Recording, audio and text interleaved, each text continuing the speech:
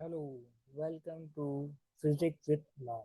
जैसे कि मैंने आपको पहले डिस्कस किया था कि हम फिजिक्स का सिलेबस डिस्कस करेंगे जो जूनियर साइंस टीचर की जॉब से रिलेटेड। तो उसमें जो हमारे पास फर्स्ट जो टॉपिक मैंने बताए थे आपको, उसमें पहले जो टॉपिक थे मैकेनिक्स था, स्केलर एंड वेक्टर। तो मैकेनिक्स हमारा मेन टॉपिक था, उसके सब टॉपिक डिफरेंट हैं, उनके बारे में हम यहाँ पर डिस्कस करेंगे। उससे पहले थोड़ा सा हम बेसिक के बारे में यहाँ पर डिस्कस कर रहे हैं। बेसिक में मतलब हमारे पास फिजिक्स फिजिक्स वर्ड क्या है, साइंस क्या है, तो उसके बारे में। तो इसमें हमारे पास जो है ये टॉपिक हमारे पास थे, जिसमें mechanics, vector, kinematics and dynamics. अभी जो लेक्चर है ये सब इन चार चीज़ों के बारे में हम डिस्कस करेंगे। ठीक है। तो हमारे पास फर्दर जो है फिजिक्स डिस्कस करना है, तो पहले तो हम बात करते हैं साइंस की। तो साइंस जो है का लिया गया एक वर्ड, कौन सा, लैटिन लैंग्वेज का वर्ड है साइंस। साइंस से हमारे पास ये लैंग्वेज का वर्ड लिया गया है, science, which means to know. जिसका मतलब क्या है, किसी चीज को जानना। It means it is a knowledge about the world. मतलब वो नॉलेज, हम दुनिया की जो नॉलेज हासिल करें किसी किसी की हेल्प से। हेल्प मतलब हम यहाँ पर करेंगे एक्सपेरिमेंट, ऑब्जर्वेशन से हमें जो नॉलेज मिलती है, तो उसको हम क्या कहते हैं, साइंस कहा जाता है। उसके बाद हमारे पास साइंस जो डिवाइड की गई है, मेन ब्रांचेस हैं साइंस के। अब वो ब्रांचेस हमारे पास कौन से हैं, जैसे फॉर एग्जांपल हमारे पास फिजिकल साइंस है। तो फिजिकल साइंस हम जो स्टडी करते हैं, किसकी स्टडी करते हैं, नॉन लिविंग थिंग की। तो उसके नॉन लिविंग गैर जानदार चीजें। और बायोलॉजिकल साइंस में जो हम स्टडी करते हैं, वो हमारे पास लिविंग थिंग के बारे में स्टडी की जाती है। तो उसके बाद जो फिजिकल साइंस का जो मेन पार्ट है वो है फिजिक्स। तो हमें यहाँ पर फिजिक्स के बारे में थोड़ा डिटेल से देखना है। किसके बारे में, फिजिक्स। क्योंकि हमारा पोर्शन जो है जिसमें हमारे 12% फिजिक्स का है, तो उस मेजर पोर्शन उसी के ऊपर हम डिस्कस कर रहे हैं। ठीक है। तो फिजिक्स जो एक्चुअली एक ग्रीक लैंग्वेज का वर्ड है जिसका मतलब है नेचर। तो सिंपली हम फिजिक्स को ऐसे भी कह सकते हैं, study of nature. Study of nature भी कहा जाता है, जिसको हम क्या कहते हैं, फिजिक्स कहेंगे। ठीक है। तो इसी चीज को फर्दर कंटिन्यू करते हुए हम आगे की तरफ मूव कर रहे हैं। तो फिजिक्स की जो ब्रांच है उसके बारे में डिस्कस करना है, मैकेनिक्स। मैकेनिक्स जो है it's a branch of physics है, mainly concern with laws of motion and gravitation. तो मैकेनिक्स जो है जिसके अंदर हम मोशन के बारे में स्टडी करते हैं, उसके लॉज के बारे में हम स्टडी करते हैं। लॉज ऑफ मोशन, जैसे Newton first law, Newton second law, these are all are the laws of mechanics. तो इनके बारे में डिस्कस करते हैं। उसके साथ हम इसमें ग्रेविटेशन के बारे में डिस्कस करेंगे, जैसे न्यूटन लॉ ऑफ ग्रेविटेशन है, और डिफरेंट इक्वेशन है काइनेमेटिक एंड डायनामिक के अंदर, उन सब के ऊपर इनमें हम डिस्कस करेंगे। तो फिजिक्स में सिंपल हमने एक तो डेफिनेशन इसमें ये बताई, स्टडी ऑफ नेचर, तो उसको फिजिक्स है। दूसरी डेफिनेशन हम ये भी कह सकते हैं, फिजिक्स जो है is a part of science, is a branch of science which deals the study of interaction between matter energy. Physics जो हमारे पास, उसमें क्या होता है, इंटरेक्शन होता है किसके दरमियान, interaction between matter and energy. Matter and energy के दरमियान जो इंटरेक्शन है, तो उसको हम क्या कहते हैं, फिजिक्स कहा जाता है। तो मैटर और एनर्जी के दरमियान जो इंटरेक्शन है, तो उसको हम क्या कहते हैं, फिजिक्स कहा जाता है। जैसे आपने देखा है, मैटर जो होता है, anything that occupy space and and mass is called. कोई भी ऐसी चीज जिसका वजन हो या मास हो and it occupy certain space, this is known the matter. और दूसरी चीज हमारे पास क्या, एनर्जी। एनर्जी का मतलब है एबिलिटी टू डू वर्क, काम करने की जो सलाहियत होती है, तो उसको हम क्या कहते हैं, एनर्जी कहा जाता है। एनर्जी का मतलब है एबिलिटी टू डू वर्क। तो फिजिक्स में दो डेफिनेशन हम कह सकते हैं, या तो स्टडी ऑफ नेचर, या फिर the interaction between matter and energy. Matter और एनर्जी का एक दूसरे के साथ क्या रिलेशन है, तो उसके बारे में स्टडी करने को हम क्या कहते हैं, फिजिक्स कहते हैं। तो फिजिक्स की पहली ब्रांच हमने बात की मैकेनिक्स। मैकेनिक्स के अंदर लॉज ऑफ मोशन और ग्रेविटेशन है, या ऐसे भी कह सकते हैं it's the branch of physics which deals with the study of motion of body with and without reference of study of motion of body with and without reference of force। study of motion of body with and without reference of force। कभी हम force का जिक्र करेंगे, cause of motion देखेंगे, कभी हम force का जिक्र नहीं करेंगे। तो दोनों चीजें दो पार्ट है, मतलब study of motion of body with reference of force है, and without reference of force, with reference of force, तो उसको हम क्या कहते हैं, मैकेनिक्स कहा जाता है। तो मैकेनिक के बाद हमारे पास मैकेनिक जो कि इसके दो पार्ट है। मैकेनिक के कितने पार्ट हमारे पास, दो। जिसमें एक हमारे पास आती है काइनेमेटिक एंड दूसरी होती है हमारे पास डायनामिक। ठीक है। एक हमारे पास मैकेनिक के कितने पार्ट हैं, दो पार्ट हैं, जिसमें हमारे पास हम यहाँ पर जो डिस्कस कर रहे हैं वो कौन सा, kinematic is a part of mechanics. उसके अंदर हम जो डिस्कस करते हैं किसके बारे में डिस्कस करते हैं, इज ये जो kinematic is a Greek word से लिया गया जिसका मतलब है काइनामा। काइनामा का मतलब है मोशन। किसी ऑब्जेक्ट के ऊपर मोशन है तो उसको हम काइनेमेटिक में डिस्कस करेंगे।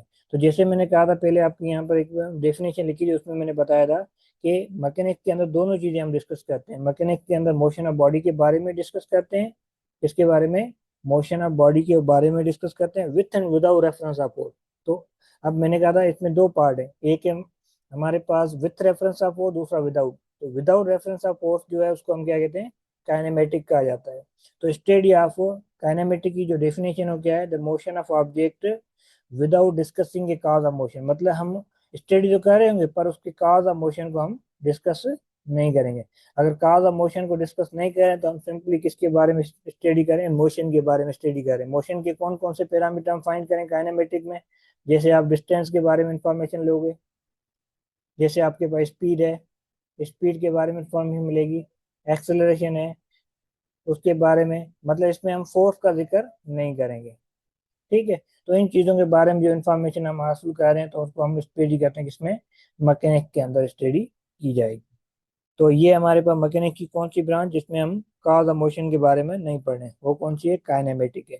तो काइनेमेटिक के बाद हमारे पास नेक्स्ट जो ब्रांच है वो हमारे पास है डायनामिक, जिसके अंदर हम डिस्कस करेंगे विथ रेफरेंस ऑफ फोर्स, मतलब मोशन हो क्यों रही है, what are the reason of this motion. तो उस मोशन के रीजन क्या है, the branch of mechanic that deals with study of motion under the influence of force. तो इसमें हम जो डिस्कस करेंगे फोर्स का जिक्र करेंगे कि फोर्स, कोई भी चीज मूव कब करती है, जब उसके ऊपर हम फोर्स अप्लाई करते हैं। तो अब वो मूव करी तो हम कितनी force, how much force acting on that body, हमने कितनी फोर्स उसके ऊपर बॉडी के ऊपर अप्लाई की है, तो उसकी वजह से जो बॉडी क्या कर रही है, मूव कर रही है। तो इसका मतलब मैकेनिक्स में काइनेमेटिक भी आ जाती है और डायनामिक भी आ जाती है। काइनेमेटिक में सिर्फ मोशन ऑफ बॉडी की स्टडी करते हैं और डायनामिक में कॉज ऑफ मोशन के बारे में स्टडी करते हैं, मोशन हो क्यों रही है। काइनेमेटिक में ये नहीं बताते मोशन क्यों हो रही है। इन दो चीजों के बारे में हम यहाँ पर डिस्कस करते हैं। उसके बाद फर्दर जो हमारे पास है कि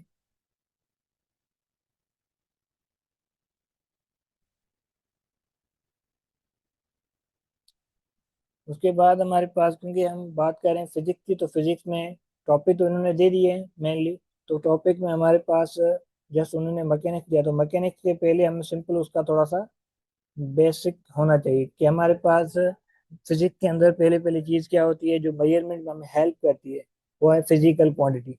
तो थोड़ा बहुत हम फिजिकल क्वांटिटी को देख लेते हैं, हमारे पास फिजिकल क्वांटिटी कौन कौन सी होती है। तो फिजिकल क्वांटिटी के बारे में हम यहाँ पर थोड़ा बहुत देख लेते हैं। तो फिजिकल क्वांटिटी उनको कहा जाता है those quantity which can be measured. मतलब क्योंकि किसी भी क्वांटिटी, किसी भी चीज को मेजर करने के लिए हमें क्या चाहिए, फिजिकल क्वांटिटी। तो फिजिकल क्वांटिटी हम यूज करते हैं किसी भी चीज को मेजर करने के लिए। तो फिजिकल क्वांटिटी में हमारे पास दो चीजें होती है, एक होता है मैग्नीट्यूड, दूसरा होता है यूनिट। तो मैग्नीट्यूड और यूनिट की जो प्रोडक्ट है ये हमें क्या बताती है, फिजिकल क्वांटिटी बताती है। तो फिजिकल क्वांटिटी के अंदर हमारे पास क्या है, फिजिकल क्वांटिटी के अंदर एक हमारे पास मैग्नीट्यूड होता है और दूसरा हमारे पास क्या होता है, यूनिट होता है। तो फिजिकल क्वांटिटी में हमारे पास, फिजिकल क्वांटिटी की बात कर रहे थे, फिजिकल क्वांटिटी के अंदर हमारे पास एक होता है मैग्नीट्यूड और दूसरी होता है हमारे पास क्या है, यूनिट। तो फिजिकल क्वांटिटी में दोनों हमारे पास होते हैं, मैग्नीट्यूड एंड यूनिट। तो मैग्नीट्यूड बेसिकली हमारे पास न्यूमेरिकल वैल्यू है। न्यूमेरिकल वैल्यू जैसे मैंने यहाँ पे लिखा 40 किलोग्राम, तो ये 40 जो है this is a magnitude. Magnitude 40 जो हमारे पास क्या है, मैग्नीट्यूड है, और किलोग्राम उसका क्या है, यूनिट, उसको मेजर करने के लिए हम यूज करते हैं। तो हमारे पास क्या हुआ है, 40 मैग्नीट्यूड हो गया, किलोग्राम उसका क्या हो गया, यूनिट हो गया। तो यूनिट जो हमारे पास एक स्टैंडर्ड होता है और इसकी वैल्यू हमेशा फिक्स होती है, कभी भी ये चेंज नहीं हो सकता। माना स्टैंडर्ड एक फिक्स वैल्यू है, स्टैंडर्ड या फिक्स वैल्यू होती है इसकी स्टैंडर्ड की। इसके कंपैरिजन से हम किसी भी क्वांटिटी को क्या करते हैं, मेजर करते हैं। तो मतलब मैग्नीट्यूड जो हमारे पास क्या है, न्यूमेरिकल वैल्यू है, न्यूमेरिकल नंबर होगा, न्यूमेरिकल वैल्यू है। तो उसको हम क्या कहते हैं, फिजिकल क्वांटिटी कहा जाता है। तो फिजिकल क्वांटिटी हमारे पास जिसमें मैग्नीट्यूड भी हो और क्या हो, यूनिट हो। तो उसको जैसे हम लिखते हैं, सपोज करें 30 एम्पियर, तो 30 ampere, 30 is the magnitude, ampere is the unit. Ampere किसका यूनिट है, ampere is the unit of electric current. तो इस तरह से हम फिजिकल क्वांटिटी क्या कहते हैं, यूज करते हैं। उसके बाद हमारे पास फिजिकल क्वांटिटी के अंदर दो चीजें होती है, मैग्नीट्यूड और यूनिट। और फिजिकल क्वांटिटी के हमारे पास कितने टाइप हैं, दो। अब उन टाइप के बारे में हम फर्दर देख रहे हैं। तो हमारे पास जो फिजिकल क्वांटिटी के दो टाइप हैं, उसमें एक आता है फंडामेंटल क्वांटिटी और दूसरी जो होती है ड्राइव्ड क्वांटिटी। तो पहले हम फंडामेंटल क्वांटिटी की यहाँ पे बात करते हैं। तो फंडामेंटल क्वांटिटी जो हमारे पास है वो 7 फंडामेंटल क्वांटिटी है। कितनी फंडामेंटल क्वांटिटी हमारे पास, 7 फंडामेंटल क्वांटिटी। तो फंडामेंटल क्वांटिटी जो है ये बेस क्वांटिटी होती है, ये किसी और क्वांटिटी के ऊपर डिपेंड नहीं करती। Can not explain by other physical quantity, इनको एक्सप्लेन करने के लिए हम किसी और की हेल्प नहीं लेंगे, क्योंकि ये खुद ही एक फंडामेंटल है। तो जिसमें हमारे पास लेंथ है, मास है, टाइम है, अमाउंट ऑफ सब्सटेंस है, टेम्परेचर है, इलेक्ट्रिक करंट है एंड ल्यूमिनस इंटेंसिटी है। तो ये सारे के सारे हमारे पास क्या है, फिजिकल क्वांटिटीज है। और इनको आपको ध्यान में रखना है। और ये सामने इसके क्या लिखे हुए हैं, यूनिट लिखे हुए हैं। लेंथ का यूनिट मीटर है, kilogram, second, amount of substance का मोल, केल्विन, और ये एम्पियर और कैंडिला। और ये यूनिट कौन से हैं, ये एसआई यूनिट है, ये याद रखें। एसआई का मतलब क्या है, एसआई का मतलब है सिस्टम ऑफ इंटरनेशनल, क्योंकि आपके पास डिफरेंट सिस्टम है। तो ये आपके पास कौन से यूनिट है, एसआई यूनिट है, system of international, system of SI unit है। तो लेंथ का एसआई यूनिट मीटर है, मास का किलोग्राम है, और टाइम का सेकंड है, अमाउंट ऑफ सब्सटेंस का मोल है, टेम्परेचर का केल्विन, इलेक्ट्रिक करंट का ampere, and intensity of light या लेमिनस इंटेंसिटी। लेमिनस का मतलब है कि ये हमारे पास रोशनी, रोशनी की इंटेंसिटी मतलब, या ऐसे इंटेंस या लाइट में ऐसे भी कहते हैं रोशनी की शिद्दत। तो उसका यूनिट हमारे पास क्या है, कैंडिला है। Candela is a unit of luminous intensity. तो ये जो क्वांटिटी हमारे पास क्या है, बेस क्वांटिटी है, या फिर इनको हम फंडामेंटल क्वांटिटी कहते हैं। उसके बाद फर्दर जो हमारे पास है ड्राइव क्वांटिटी, ड्राइव क्वांटिटी के बारे में हम डिस्कस कर रहे हैं। तो ड्राइव क्वांटिटी ऐसी क्वांटिटी है जो फंडामेंटल क्वांटिटी की मदद से हम क्या करते हैं, ड्राइव करते हैं। Physical quantity which are drive explain on the basis of fundamental quantity are known as, are called a derived physical quantity या ड्राइव्ड क्वांटिटी। मतलब वो क्वांटिटी जो हम ड्राइव कर रहे हैं, एक्सप्लेन कर रहे हैं on the basis of fundamental quantity. जैसे यहाँ पर कुछ क्वांटिटी के एग्जांपल बताए गए हैं। एग्जांपल में पहला जो हमारे पास क्या है, एग्जांपल वॉल्यूम। तो वॉल्यूम हमारे पास एक ड्राइव क्वांटिटी है, क्योंकि वॉल्यूम जो है, वॉल्यूम का फार्मूला बनता है हमारे पास लेंथ, विड्थ एंड हाइट। अगर तीनों चीजों को मल्टीप्लाई करते हैं तो हमें क्या मिलता है, एक नई क्वांटिटी मिलती है जिसको हम कहते हैं वॉल्यूम। तो ड्राइव्ड क्वांटिटी या तो दो क्वांटिटी की मल्टीप्लीकेशन से बनती है, दो या दो से ज्यादा क्वांटिटी की मल्टीप्लीकेशन से बनती है, या फिर हम दो क्वांटिटी को डिवाइड करके भी हम नई फिजिकल क्वांटिटी बना सकते हैं। तो अब यहाँ पर जैसे ये वॉल्यूम है, लेंथ विड्थ इंटू हाइट। तो लेंथ का यूनिट मीटर है, विड्थ का यूनिट मीटर है, तो इसका यूनिट, तो इसका यूनिट क्या होगा, मीटर क्यूब। तो metre cube is the unit of volume. तो मीटर क्यूब हमारे पास यूनिट है किसका, है वॉल्यूम। उसके पास में वेलोसिटी दी हुई है। तो लेंथ का यूनिट भी मीटर है, विड्थ भी एक किस्म की लेंथ है, तो इसका यूनिट भी मीटर होगा। वेलोसिटी है, तो वेलोसिटी आप आगे, हम फर्दर आगे काइनेमेटिक में डिस्कस करेंगे। पर वेलोसिटी जो होती है डिस्टेंस अपॉन टाइम होता है। तो displacement upon time, displacement upon time. तो डिस्प्लेसमेंट, डिस्प्लेसमेंट जो हमारे पास क्या है, जिसका यूनिट मीटर है और टाइम का यूनिट क्या है, सेकंड है। तो इसको हम मीटर पर सेकंड कह सकते हैं, या फिर हमारे पास मीटर पर सेकंड ऐसे भी लिखा जा सकता है, सेकंड में। इसी तरह फोर्स, फोर्स भी हमारे पास ड्राइव क्वांटिटी है। और फोर्स का जो फार्मूला हमारे पास क्या है, फोर्स का formula F is equal to ma। और मास का जो यूनिट है किलोग्राम है, और एक्सेलरेशन का यूनिट है मीटर पर सेकंड स्क्वायर, किलोग्राम मीटर पर सेकंड स्क्वायर। और डेंसिटी है, डेंसिटी भी हमारे पास ड्राइव क्वांटिटी है। डेंसिटी जो होता है मास पर यूनिट वॉल्यूम। डेंसिटी को हम डिफाइन कैसे करते हैं, डेंसिटी जो है रो के साथ इंडिकेट की जाती है। रो the mass per unit volume, the mass per unit volume. तो मास पर यूनिट वॉल्यूम जो हो गया उसको हम क्या कहते हैं, डेंसिटी कहा जाता है। इसी तरह एक्सेलरेशन है, एक्सेलरेशन डेंसिटी के जो पहले फार्मूला लिख देते हैं, density is equal to mass upon volume है। तो मास का यूनिट किलोग्राम है, वॉल्यूम का यूनिट क्या है, मीटर क्यूब। तो ये यूनिट हो गया किलोग्राम मीटर क्यूब। तो किलोग्राम मीटर क्यूब जो है डेंसिटी का यूनिट है, क्योंकि मास और वॉल्यूम को डिवाइड करके हम नई क्वांटिटी बना रहे हैं जिसको हम क्या कहते हैं, डेंसिटी कहते हैं। जैसे एक्सेलरेशन है, तो एक्सेलरेशन जो होती है हमारे पास, एक्सेलरेशन हम एच से रिप्रेजेंट करते हैं, ये होती है change in velocity upon time. तो वेलोसिटी का यूनिट अभी हमने फाइंड किया था, क्या था, मीटर पर सेकेंड। तो मीटर पर सेकेंड डिवाइड बाय सेकेंड और डिवाइड बाय सेकेंड टाइम का यूनिट, तो ये क्या हो जाएगा, मीटर पर सेकेंड स्क्वायर बन जाएगा, -2 बनेगा, पर स्क्वायर, मीटर पर सेकेंड स्क्वायर। तो ये जो हमारे पास क्या है, ड्राइव क्वांटिटी है। और भी बहुत सारी क्वांटिटी, जैसे इनमें टॉपिक दिया हुआ है टार्क, टार्क भी एक ड्राइव क्वांटिटी हमारे पास।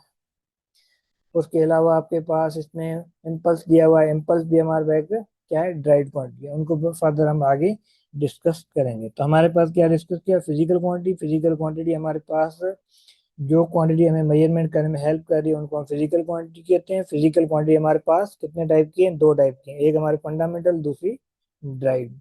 तो फंडामेंटल क्वांटिटी जो है, फंडामेंटल क्वांटिटी हमारे पास 7 है जो हमने डिस्कस की, और उसके बाद ड्राइव, ड्राइव क्वांटिटी बहुत ज़्यादा है, जिनकी जैसे जैसे नई नई आगे बढ़ते जाएंगे नई नई क्वांटिटी के बारे में हम डिस्कस करते जाएंगे। तो ये होगी हमारे पास ड्राइव क्वांटिटी। अगर कोई क्वेश्चन है तो आप मुझे कमेंट कर सकते हैं। एंड फॉर नेक्स्ट वीडियो आप इस चैनल को सब्सक्राइब कर लें, जिससे कि आप न्यू वीडियो की अपडेट आपको मिलती रहे। हम जो यहाँ पर डिस्कस कर रहे हैं वो स्केलर एंड वेक्टर के ऊपर डिस्कस कर रहे हैं, ठीक है। अब फिजिकल क्वांटिटी डायरेक्शन के बेसिस पे इसको अलग किया गया है। वो क्वांटिटी जिनके पास डायरेक्शन नहीं है तो उनको हम क्या कहते हैं, स्केलर कहते हैं। स्केलर का मतलब है नॉन डायरेक्शनल, मतलब जिसके पास कोई डायरेक्शन ना हो। अगर जिनके पास कोई डायरेक्शन नहीं होगा तो उन क्वांटिटी को हम क्या कहते हैं, स्केलर कहते हैं। और जिन क्वांटिटी के पास डायरेक्शन होता है तो उन क्वांटिटी को हम क्या कहते हैं, वेक्टर कहते हैं। तो ये हमारे पास डायरेक्शनल क्वांटिटी है जिनके पास डायरेक्शन होगा और डायरेक्शनल है, और ये क्या है, नॉन डायरेक्शनल है। तो स्केलर के पास सिर्फ क्या होता है, हमारे पास सिर्फ मैग्नीट्यूड, मैग्नीट्यूड और क्या होता है, प्लस होता है यूनिट। मतलब जिसके पास मैग्नीट्यूड और यूनिट हो तो उन फिजिकल क्वांटिटी को हम क्या कहते हैं, सिंपल स्केलर कहा जाता है, ठीक है। और it is indicate by simple letter, मतलब इनको जाहिर करने, जैसे मास है तो मास एक स्केलर क्वांटिटी, तो इसको इंडिकेट करना है तो सिंपल एम लिखते हैं। अगर हमारे पास लेंथ है तो भी स्केलर है। तो हमारे पास अगर डिस्टेंस है तो भी हमारे पास डी लिखा जाता है, सिंपल लेटर से हम इंडिकेट करते हैं।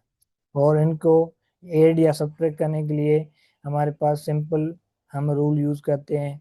कौन सा, अर्थमेटिक का, मैथमेटिक का। जैसे अगर 3 किलोग्राम हमारे पास कोई चीज़ है तो उसको 3 किलोग्राम दूसरी चीज़ के साथ हम ऐड कर सकते हैं, तो ये हो जाएगा 6 किलोग्राम। तो इसमें हम सिंपल अर्थमेटिक को क्या करते हैं, यूज करते हैं फॉर स्केलर, ठीक है। और इसे इंडिकेट बाय सिंपल लेटर, इसको हम इंडिकेट करने के लिए क्या कहते हैं, indicate by simple letter. Simple letter से हम इसको क्या करते हैं, इंडिकेट करते हैं। कोई रूल नहीं है इसके लिए, इंडिकेशन के लिए हम सिंपल लेटर को यूज करके इसको इंडिकेट कर सकते हैं। तो इन क्वांटिटी को हम क्या कहते हैं, स्केलर क्वांटिटी कहते हैं। और वेक्टर क्वांटिटी वो है जिनके पास क्या हो, डायरेक्शन हो। वेक्टर क्वांटिटी वो है जिनके पास क्या हो, डायरेक्शन हो। तो वेक्टर क्वांटिटी के पास सिर्फ डायरेक्शन नहीं, उसके अलावा लॉज ऑफ वेक्टर को भी फॉलो करेगी। वेक्टर क्वांटिटी वो है जिनके पास डायरेक्शन हो, it's also follow the laws of vector. तो वेक्टर क्वांटिटी के पास मैग्नीट्यूड भी होगा, यूनिट भी होगा, और हमारे पास है मैग्नीट्यूड, यूनिट एंड डायरेक्शन। अगर ये तीनों चीजें हैं तो उनको वेक्टर कहते हैं। बट सिर्फ ये तीनों चीजें नहीं, उसके अलावा जो है it is also follow the laws of vector. ये क्या फॉलो करें, also follow the follow the laws of vector. Laws of vector जो है वो हमारे पास लॉज ऑफ वेक्टर को भी फॉलो करे तो उनको हम क्या कहते हैं, वेक्टर क्वांटिटी कहते हैं। जिसके बाद मैग्नीट्यूड हो, यूनिट हो, डायरेक्शन हो, and it also follow the laws of vector. तो लॉज ऑफ वेक्टर, मैग्नीट्यूड का मतलब, जैसे मैं क्या अगर कहूँ डिस्प्लेसमेंट, तो डिस्प्लेसमेंट जो हमारे पास एक वेक्टर क्वांटिटी है, ठीक है। डिस्प्लेसमेंट कौन सी है, इसको हमें डिस्प्लेसमेंट वेक्टर, जैसे मैं कह रहा हूँ मेरे पास 30 मीटर जो डिस्टेंस डिस्प्लेसमेंट हुआ है किसमें, ईस्ट में। ईस्ट अब क्या शो कर रहा है, this east is indicated direction. East जो है हमें क्या बता रहा है, डायरेक्शन बता रहा है कि इस क्वांटिटी का डायरेक्शन क्या होगा। इस तरह से हमारे पास डिस्प्लेसमेंट वेक्टर है। इसी तरह वेलोसिटी वेक्टर, हमारे पास वेलोसिटी का भी कोई ना कोई डायरेक्शन होता है। तो हम लिखते हैं हमारे पास 30 मीटर इन ईस्ट या वेस्ट या साउथ, कोई भी डायरेक्शन हम यहाँ पर इंडिकेट करते हैं। जिन क्वांटिटी के पास डायरेक्शन है वो हमारे पास क्या है, वेक्टर है। वेलोसिटी के अलावा हमारे पास क्या, एक्सेलरेशन भी एक वेक्टर क्वांटिटी है। एक्सेलरेशन भी क्या है, वेक्टर क्वांटिटी है। और उसके अलावा आपके पास आप डिस्कस करना, हमें टार्क के बारे में डिस्कस करना है, टार्क भी एक वेक्टर क्वांटिटी है। उसके अलावा हमें यहाँ पर डिस्कस करना है फोर्स के बारे में, तो फोर्स भी एक वेक्टर क्वांटिटी है। मतलब ऐसी क्वांटिटी जिनके पास क्या डायरेक्शन हो। तो स्केलर क्वांटिटी के कौन से एग्जाम्पल हो सकते हैं, स्केलर क्वांटिटी जो नॉन डायरेक्शनल है। तो स्केलर क्वांटिटी की हमारे पास डिस्टेंस है, हमारे पास स्पीड है। तो ये हमारे पास क्या है, these are the scalar. Speed हो गई, हमारे पास डिस्टेंस है। तो ये हमारे पास क्या है, इन क्वांटिटी को आप ध्यान में रखें, क्योंकि कोई भी क्वांटिटी आपसे पूछ सकता है। स्पीड है, डिस्टेंस है, वर्क है, टाइम है, टाइम भी स्केलर है, ठीक है। उसके अलावा आपके पास है पावर है, तो पावर भी क्या है, स्केलर क्वांटिटी है, ठीक है। उसके अलावा आपके पास जैसे मोमेंटम है, तो मोमेंटम आपके पास क्या है, वेक्टर क्वांटिटी है, ठीक है। इसके बारे में हमें यहाँ पर डिस्कस करना, ये भी टॉपिक आपका है, ठीक है। तो ऐसी क्वांटिटी जिनके पास मैग्नीट्यूड और यूनिट हो तो उनको हम स्केलर कहते हैं। ऐसी क्वांटिटी जिसके पास मैग्नीट्यूड, यूनिट और डायरेक्शन दोनों हो तो उन क्वांटिटी को हम क्या कहते हैं, वेक्टर कहते हैं। तो वेक्टर को फर्दर, वेक्टर को इंडिकेट करने के लिए हम क्या यूज करते हैं, लेटर विथ एरो, लेटर के साथ हम एरो यूज करते हैं। तो वेक्टर को इंडिकेट करने के लिए हम क्या करते हैं, लेटर के साथ एरो को यूज करते हैं वेक्टर को इंडिकेट करने के लिए। लेटर के साथ एरो फॉर एग्जाम्पल कैसे, फॉर एग्जाम्पल अगर हमारे पास डिस्प्लेसमेंट है तो उसके लिए हमारे पास सिंबल जो डी यूज करते हैं, तो डी के ऊपर हम क्या देंगे, एरो देंगे। तो लेटर के साथ एरो होगा तो उस क्वांटिटी को हम समझेंगे कि कौन सी है, वेक्टर। या इसको बोल्ड किया जाता है समटाइम, बोल्ड हम कॉपी में इतना यूज नहीं करते, हम यूज करते हैं लेटर के साथ एरो। तो लेटर के साथ एरो जो होगा ये हमारे पास, जैसे वेलोसिटी है तो वेलोसिटी का हम वी के ऊपर एरो देंगे, एक्सेलरेशन है तो ए के ऊपर एरो देंगे, अगर मोमेंटम है तो उसके ऊपर पी के ऊपर एरो देंगे, अगर हमारा टॉर्क है, टाउ है तो उसके ऊपर हम एरो देंगे, फोर्स है तो उसके ऊपर हम एरो देंगे। तो जिन क्वांटिटी के वो एरो हो तो हमारे पास कौन सी, वेक्टर है। और स्केलर जो है it's indicate by simple letter, इनको इंडिकेट करने के लिए हम क्या करते हैं, सिंपल लेटर यूज करते हैं। These are simple letter, simple letter जो है यूज किया जाता है, सिंपल अल्फाबेट यूज किया जाता है।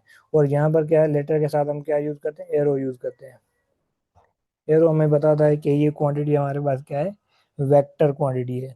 तो वेक्टर क्वांटिटी के पास मैग्नीट्यूड, यूनिट एंड डायरेक्शन हो तो उनको वेक्टर कहते हैं, और जिनके पास सिर्फ मैग्नीट्यूड और यूनिट हो तो उनको हम क्या कहते हैं, स्केलर क्वांटिटी कहते हैं। तो ये हमारे पास वेक्टर और स्केलर के बारे में हमने यहाँ पर डिस्कस किया। उसके फर्दर हम डिस्कस थोड़ा डिटेल में जाते हैं वेक्टर के। वेक्टर तो हमने ये देखा, वेक्टर हो क्वांटिटी जिनके पास क्या हो, मैग्नीट्यूड हो और प्लस यूनिट हो, और उसके अलावा प्लस क्या हो, डायरेक्शन हो। तो ये क्वांटिटी हमारे पास सारी की सारी क्या है, वेक्टर है। उसके अलावा ये फॉलो करती हो क्या, follow the laws of vector, laws of vector addition वगैरह, लॉज ऑफ वेक्टर एडिशन के लॉज भी फॉलो करने चाहिए, ठीक है। तो वेक्टर के लिए सिंपल हमारे पास है, हम यहाँ पर कोई एक वेक्टर ड्रा कर लेते हैं। फॉर एग्जांपल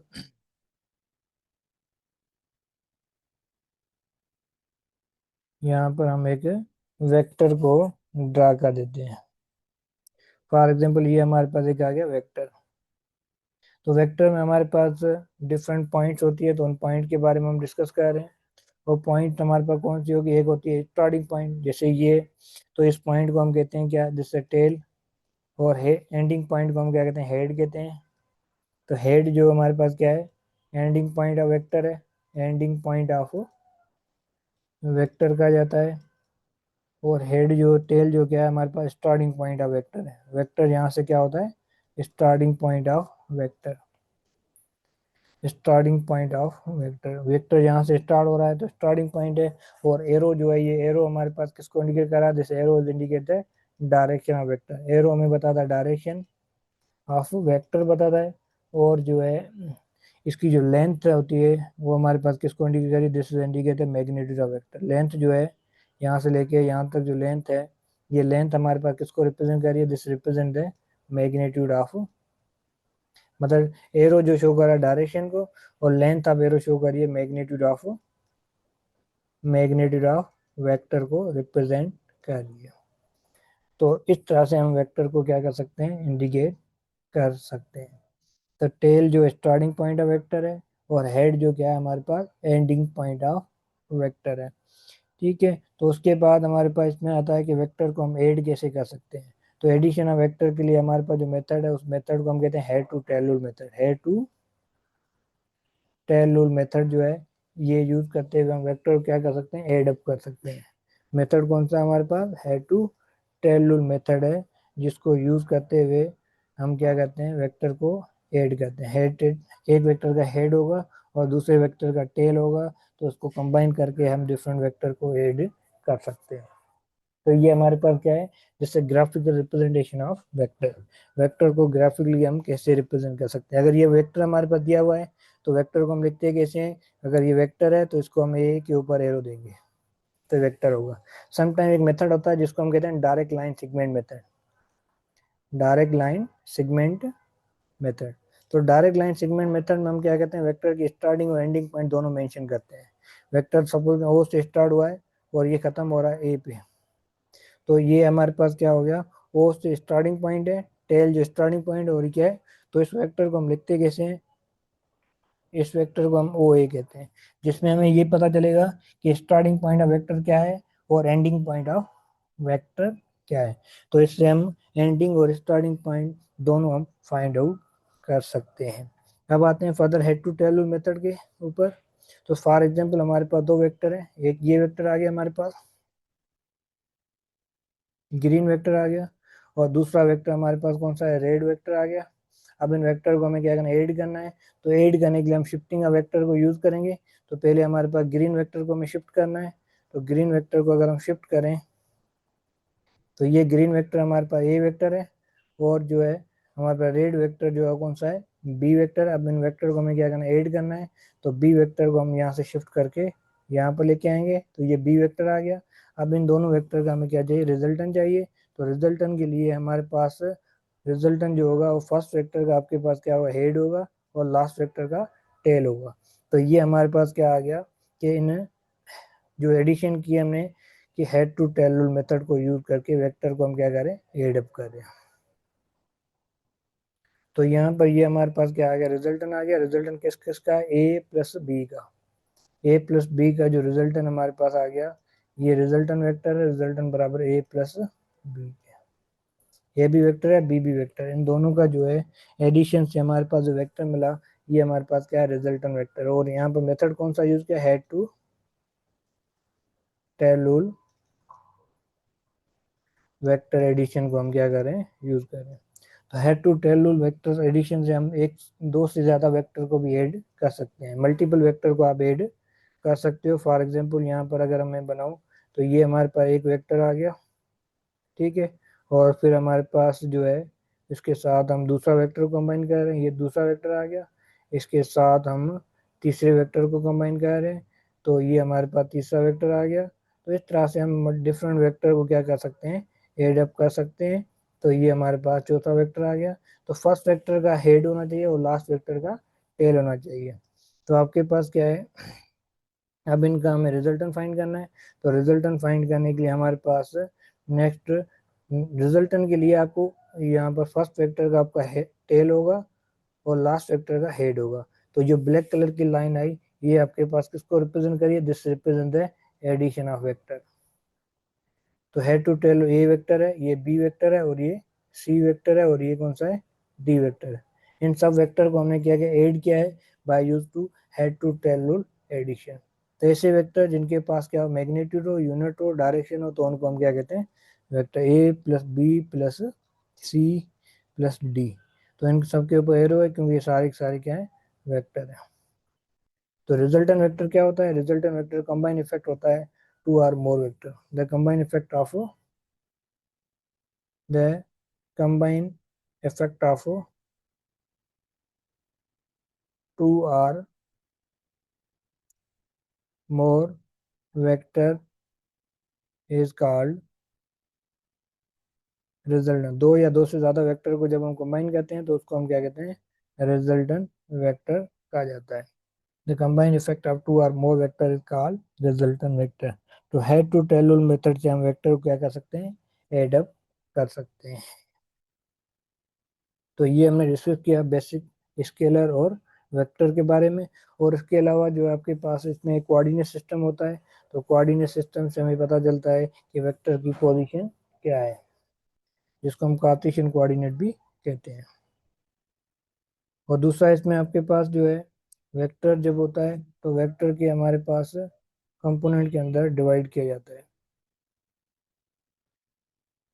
तो उसको हम डिस्कस करेंगे नेक्स्ट लेक्चर के अंदर। Thank you for watching physics with